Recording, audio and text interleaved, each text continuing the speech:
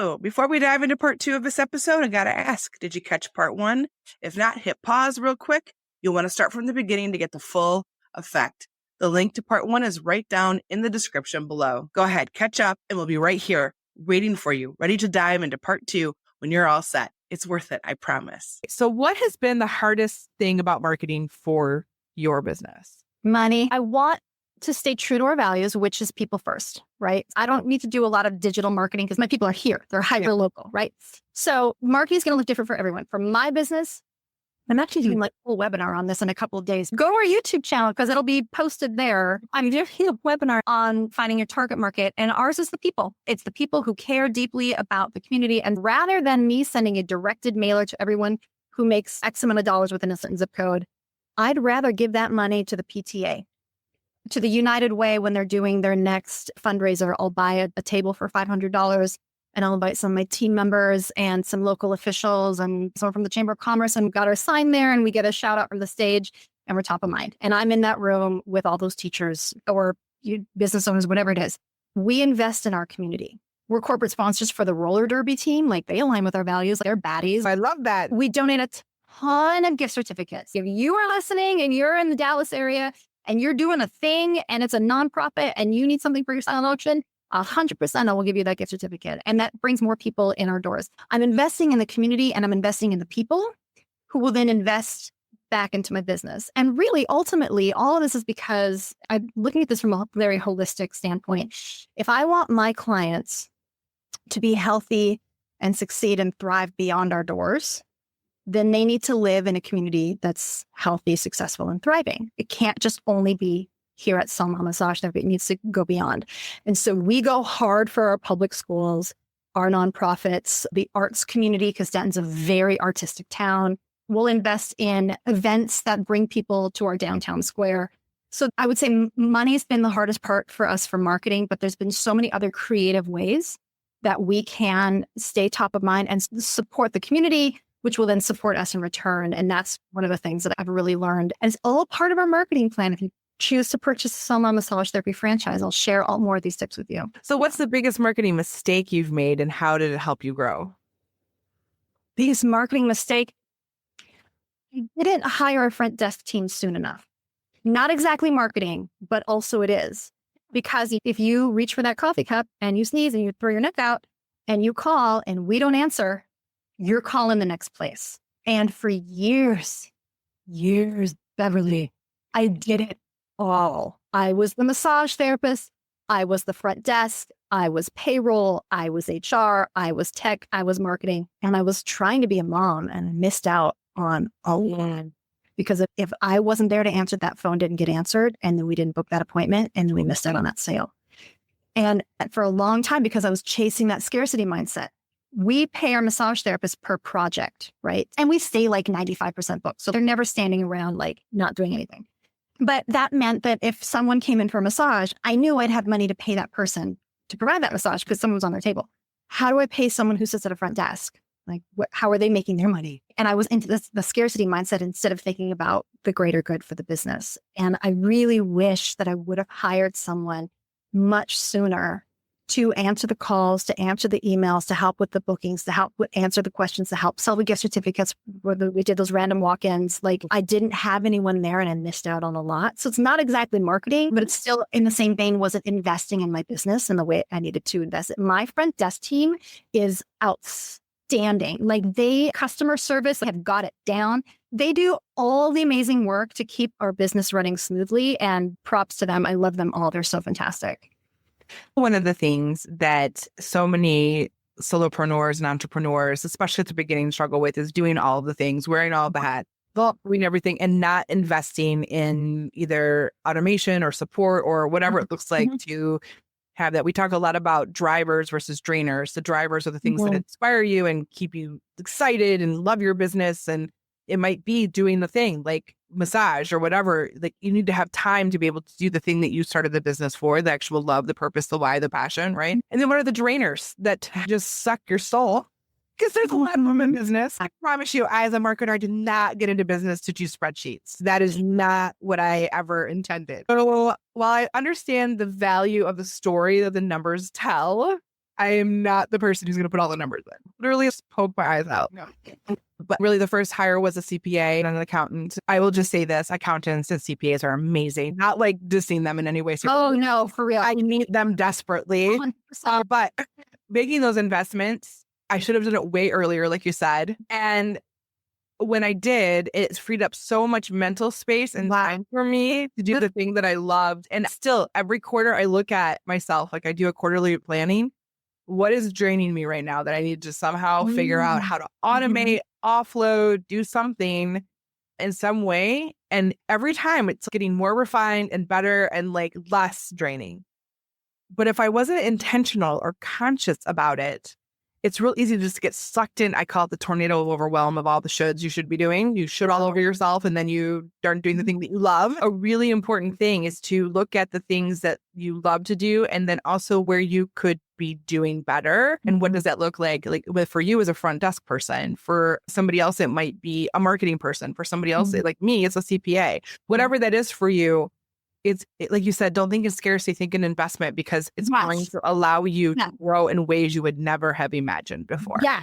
To just piggyback off of that, a year ago, when I started this franchise journey, I hired this fantastic consulting firm, the Franchise Bible Coach. They're amazing, but I knew that I was going to have to invest all my time. I can't be working on my business if I'm working in my business. And my lead at Selma, she's fantastic. Jordan, I love you. I gave her a monster raise.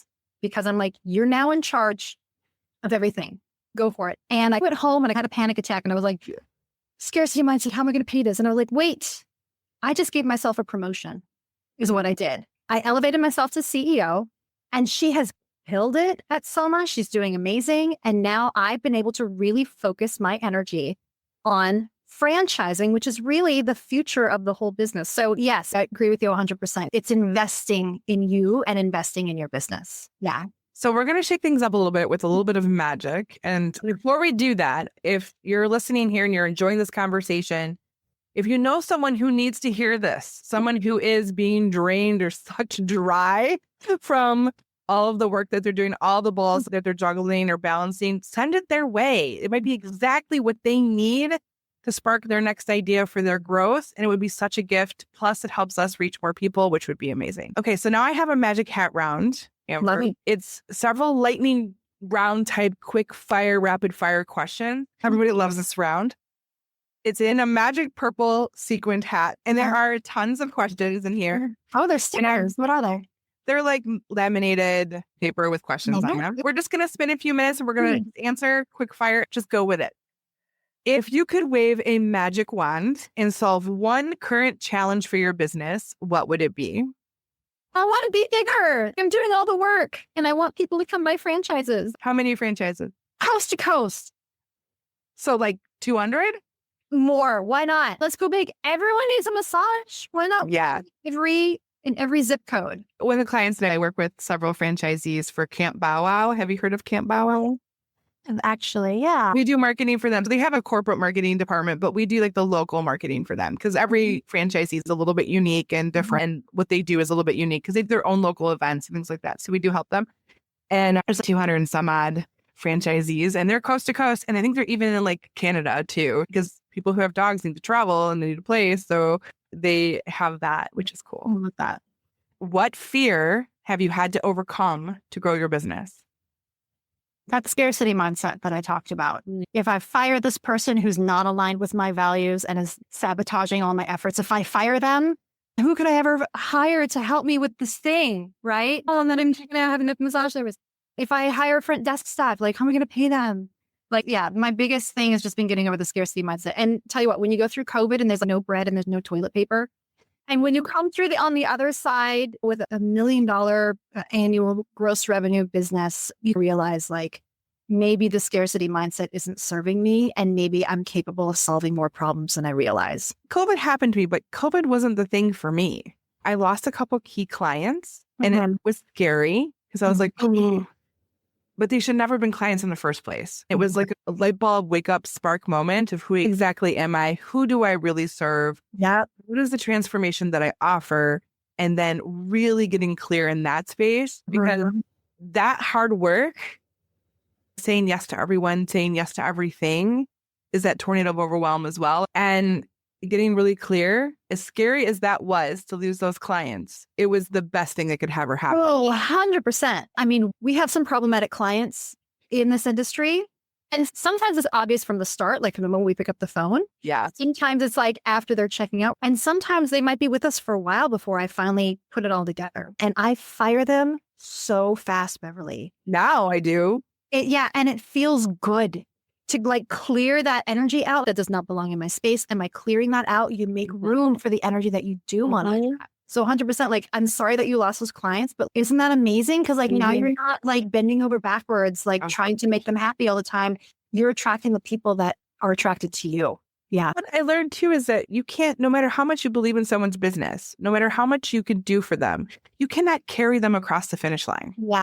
And what I've learned in that too is that we are true partners. And if the person can't be the true partner, then it's not going to work. No matter how much I do on my end, it's not going to be the right things because you're not involved. Yep. It just was a really powerful moment of awareness. And I think in those moments like, where you feel like scarcity, those are like the biggest learning opportunities for you to really reflect on what's happened. We even had an issue recently with a team member who lost a client and she was devastated. I was like, wait, hold on. What are we learning here? And she was like, oh my gosh, so much. So you can take that moment and it can really create confidence in ways you never thought possible. Good stuff. I think that's where the rubber meets the road for sure. Yeah. If your brand could have dinner with one iconic brand, who would it be and why? So I recently went to the International Franchise Association convention in Las Vegas in February. It was my first time ever going to a convention like that. I'm rather new to the franchise scene. And I got to have coffee with Kathy Dino, who's the CEO and founder of Painting with a Twist. Have you heard of that brand? She was fascinating. And I loved that our origin stories were so similar that we both just stumbled into this work. I would love to sit down and just spend more time with her. She was just so very generous with her time and her insights and her wisdom. She's really super down to earth. Honestly, being in that franchise space for several days, I really appreciated how collaborative everyone was. You'd think of the business world as being really cutthroat and competitive. Everyone was really collaborative and encouraging and helpful. I'll be honest, I can't think of a single person or brand that I would want to sit down with, but being back in that space sometime soon to just absorb all of the positive, creative, daydreaming North Star energy that was going on is very much my vibes. Do you have a suggestion for me? I would probably say Oprah or something like that. I just feel like she started like communications, marketing, kind of similar background in that. Maybe it's where the podcast is my mini Oprah moment. I get to interview people like Oprah. But I just feel like she's so incredibly smart. She's gone up against every possible blockage, all kinds of issues. I think she's very fascinating. So I would probably say her, but I don't want to be her. I just want to learn from her, I guess. That's my answer. Okay. How do you keep your entrepreneurial spirit alive? What do you feed it? I'm a daydreamer. I like to think really big and bold and outside the box ideas. And one of the things I loved about being a massage therapist when I was practicing is how many awake hours I had without anyone to talk to. I'm doing my thing and I'm getting in those glutes and I'm just chiseling out these trigger points. And I'm just, what if I hired someone? What would I name my business? Where would I move my business to? Wouldn't it be cool if someday? And the bigger we get, like the bigger my ideas get. This was not part of the plan. I was a music major, and now I'm a CEO of a burgeoning franchise brand. What I do to keep my entrepreneurial spirit alive is I just keep dreaming.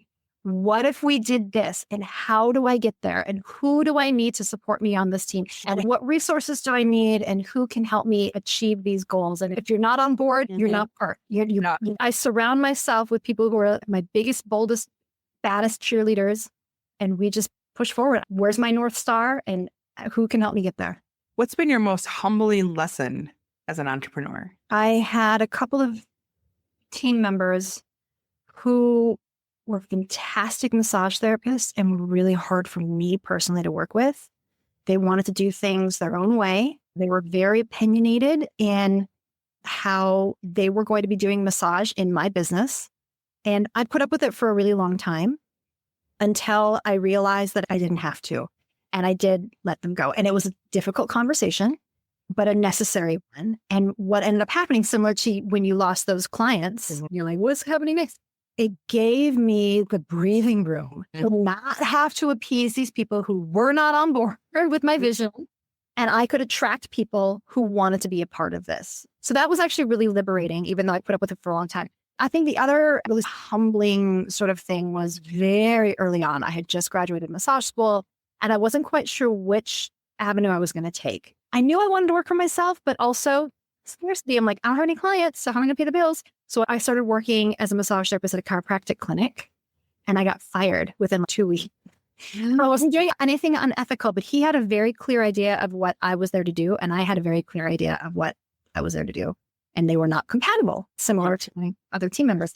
And he let me go. And then I went home and I sliced my thumb open while I was washing a wine glass. And then I couldn't work in my own business. And I just had to sit there for a while, feeling really uncomfortable and broke, figuring out what I needed to buy.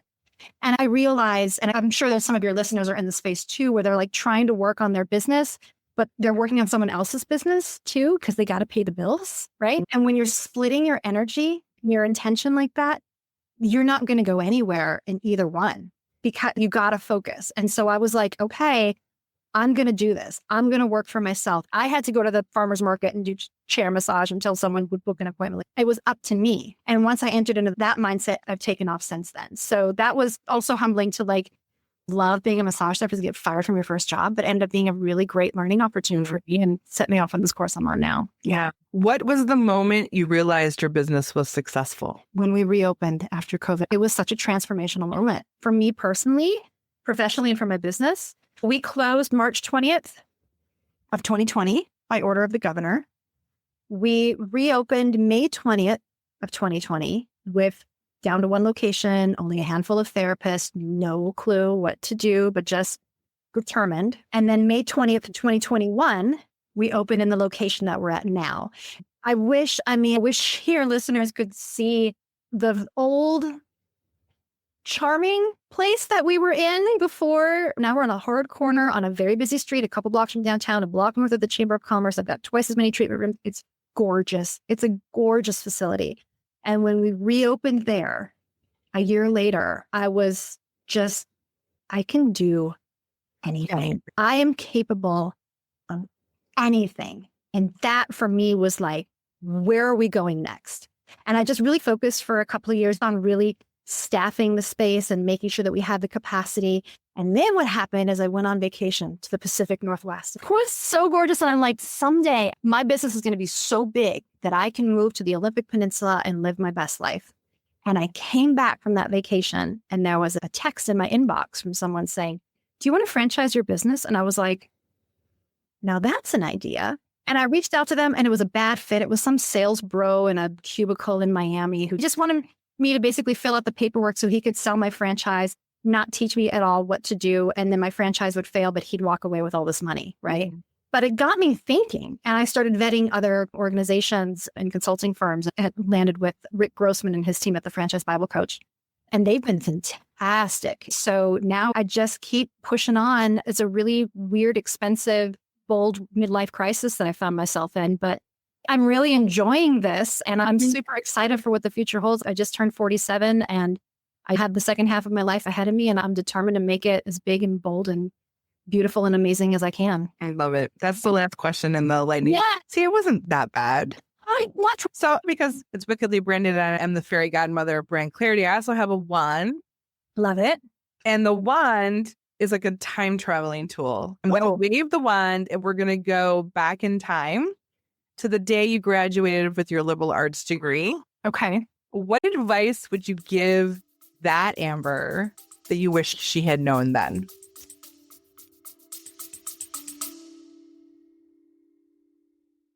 Hey, I just want to take this moment to let you know that I have been nominated for 2 categories in this year's Women Podcasters Awards. First one is Expert Guest, and the second is Business Podcaster of the Year. If this podcast has inspired you, taught you something new, or just kept you company on your business journey, I'd love your vote. Voting is open May 1st through the 31st. Check the link in the episode description to vote. Thanks so much for being part of this magic. It means so much to me. Now, back to the show.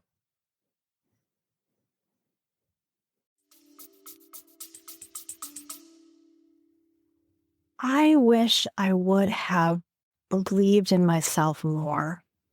I was a baby. I was, 22? I just graduated from college. Not a clue in the world what I wanted to do, and really had a lot of self-doubt about what I was capable of doing. And I wish I could go back and tell myself, oh, I want to cry. You're going to make me cry, Beverly. Why is this like emotional for me? I wish I could go back and tell myself that I'm worth it, that I'm smart, that I have all the tools that I need to solve any problem ahead of me, and I don't have to have all the answers. No one has all the answers, but if you just keep an open mind, trust your gut, follow your heart, care for people, and lean into the networks, the people who do know more than you in other areas, you have all the tools you need to build a successful life. I wish I could have gone back and told myself that. So what would she say to you? If she saw what you made, what would she say to you? I think two things. I wonder if she would call me a sellout because I've gone corporate. Because what was that? Hit me that were like the seashells and the beads. But I would hope that she would be proud of me, that even though, yeah, I'm corporate and I do like money, I care for people first and foremost. And like I said before, everything just follows from that. So if you're chasing money, yeah, you're a sellout. Because that's not what life is about. No one's on their deathbed wishing they would have worked more or saved more money. At the end of your life, you're thinking back about the relationships that you had and the difference that you made in people's lives. And that's what I'm trying to do as a mom, as a community member, as a business owner, as a CEO, is just trying to improve the lives of the community I'm in and the people around me. And so I'd hope that she would see that and see the positive changes I'm trying to make. So that leads right into my waving of the wand again. I want to go forward decades and decades to your funeral and what your eulogy, the impact that you've made on the world. What do you think people are going to say Amber did in this life with what she had? What did she do while she was here? I hope people tell me this before I'm dead because I want to hear it. I hope that people can see that I really led with my heart and I tried to care for myself while caring for others, that I didn't, like a lot of your listeners, didn't put my own needs second, that I stayed healthy, I stayed active, I stayed engaged, I cared for myself, I secured my own oxygen mask so that I can help others with theirs. And I did those things not necessarily just because I wanted to feel good in my body, but because I needed that strength and that foundation to keep pushing forward. And I hope that people will see that I cared for others and cared for myself and found that balance to make the world a better place. I look at the needs of the LGBTQ community, our immigrant and minority community today. I'm doing what I can as just Amber Briggle trying to make their lives better.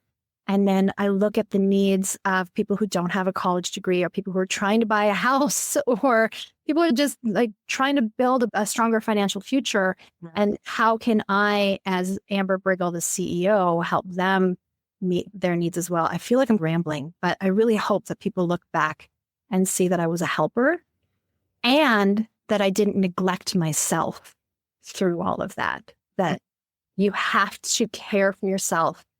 Our tagline at Selma Massage Therapy is self-care is how you get your power back. You want to care for other people. You got to stay hydrated. You got to stay rested. You got to stay focused. You got to stay grounded. And when you have all of those things, you use your power, lift others up. And rising tide lifts all ships. Beautiful, though. It's perfect. For those listeners tuning in today with us that are listening to this interview, what is one strategy that they can put into action today or tomorrow or this week that can help them awaken their brand magic, that clarity that you have? What do you think that they can do today? There's a bazillion things you can do. You can vision board. You can make a Gantt chart. One of the things that I really like doing is pretty regularly in the morning when I have my first cup of coffee is I journal. and I write down things as if they've already happened. I'm manifesting my future. And I sit down and I write something like, I am so happy and grateful that I awarded 3 franchises this month. And we're now in like Waco, Plano, and Fort Worth. And like, I just put it out there. I'm so happy and grateful that my kids are doing so well in school and that they're loved and supported. And I manifest these things through my writing as if there's like a multiverse and it's already happening. I really believe that the energy you put out there is the energy that is attracted back to you. Just write it down, make a to-do list, or manifest things in your journal. I think there's a lot of power to that. Just put that energy out there. Every year, the first week of January, I write a letter to myself to open the next January. This year for us, for me specifically, is about simplification.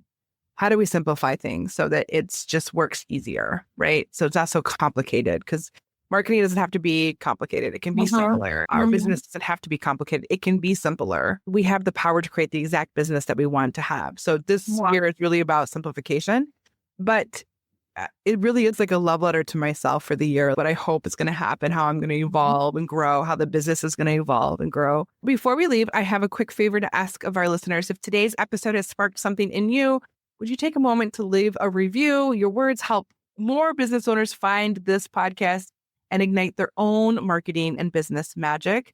And if you really loved it, share it with a friend who needs inspiration today. So Amber, please share with our listeners where they can learn more about Soma and about Amber. Where can they find you? Yeah, great questions. Thank you. I was hoping I would give it a plug again. So the name of my business is Soma Massage Therapy, SOMA. It's short for somatic, which means body and feeling. Soma Massage Therapy. You can find us online at mysomamassage.com. You can read more about our origin story and see our styles and modalities. There is also a link on that page. If you're interested in learning more about our franchise opportunities, you can click on that link. You can find me on LinkedIn at Amber Briggle. We also have a YouTube channel at Soma Massage Therapy. We're also on Instagram at My Soma Massage as well. So awesome. Amber, it's been such a fun conversation today. Thank you for sharing your wisdom, your journey, and the magic you've awakened in yourself. I know our listeners are going to walk away from today's episode feeling inspired and really ready to take some action. I'm so grateful for your time today and for the impact that you are making on the world. This was so much fun, Beverly. Thank you so much. I hope that today's episode lit a little bit of a fire in you and gave you some new ideas, some different takes on how hard and how easy business can be. Because here's the thing, your message matters, your work matters, and the world needs to hear what you have to say. And if you don't show up for yourself, you can't do that. So marketing isn't just about visibility. As Amber said, it's about impact, connecting with the right people in a way that feels true to you. So keep showing up, keep sharing your brilliance, and keep making magic in the world. And hey, if you ever feel stuck, I know that you don't have to do this alone. We are here to help you turn that spark and ignite it into a wildfire. So until next time, keep sparking and igniting. Thank you so much for tuning into the Spark and Ignite Your Marketing podcast. I hope you found today's conversation or activation to be something clear and actionable that you can take back to your very own business. If you found this helpful, I'd love it if you take a moment to share your thoughts in a review. Not only does this help us see what's working and what you'd like to hear more of, but it also helps other business owners just like you find the sparks that they need. And if you know someone who could use today's tips, why not share this episode with them? A little inspiration can go a long way, and together we can help more people simplify their marketing and make their business shine.